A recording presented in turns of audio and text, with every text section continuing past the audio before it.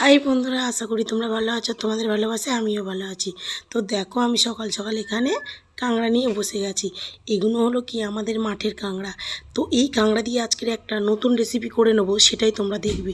তো দেখো, এই কাঁকড়ার পেটেতে কতগুলো ডিম আছে।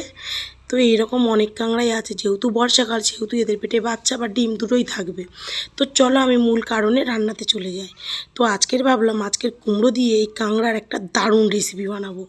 তোমাদের কার কার ভালো লাগে এই কাঁকড়া প্লিজ কমেন্ট করে বলো। তো এই কাঁকড়াটা করতে প্রথমেই আমি কি করলাম বলো তো, ভালো করে কাঁকড়াটা ভেজে নিলাম।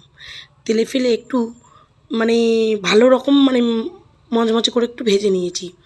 তো ভেজে নিয়ে তারপর নামিয়ে নিয়ে সেই তেলের ওপরে আমি 5 ফোঁড়ন আর তেজপাতা দিয়েছি, দিয়ে ভালো করে একটু কুমড়ো আর আলুটা ভেজে নিচ্ছি আর কি। এর মধ্যে নুন দিয়ে দেবো, তোমাদের স্বাদ মতো নুন বা চিনি দুটোই দেবে। কেন কুমড়োর তরকারি চিনি না দিলে ভালোই লাগবে না, আর স্বাদ মতো নুনটা তো থাকবেই। তো আমি এখানে সব মশলা দিয়ে দিলাম, কি জিরে মরিচ হলুদ গুঁড়ো আর হচ্ছে ঝালের গুঁড়ো একটু।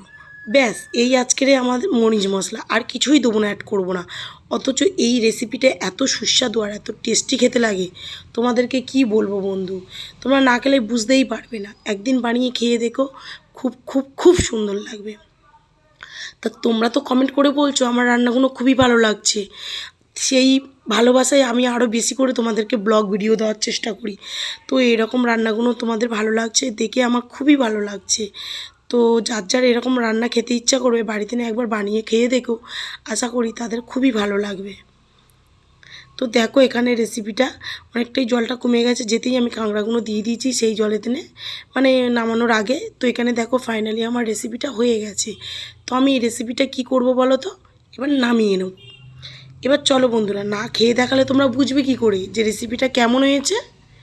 চলো তোমাদেরকে একটু খাইয়ে দেখাই কেমন হয়েছে, তারপরে তোমরা ভালো করে বুঝতে পারবে যে না, রেসিপিটা ভালো হয়েছে।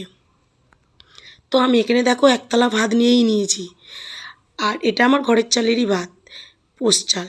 তাই জন্য করে এই ভাতটা একটু মোটা মোটা।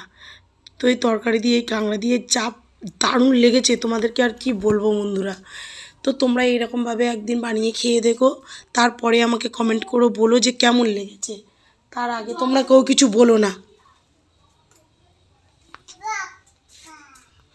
টাটা বন্ধুরা।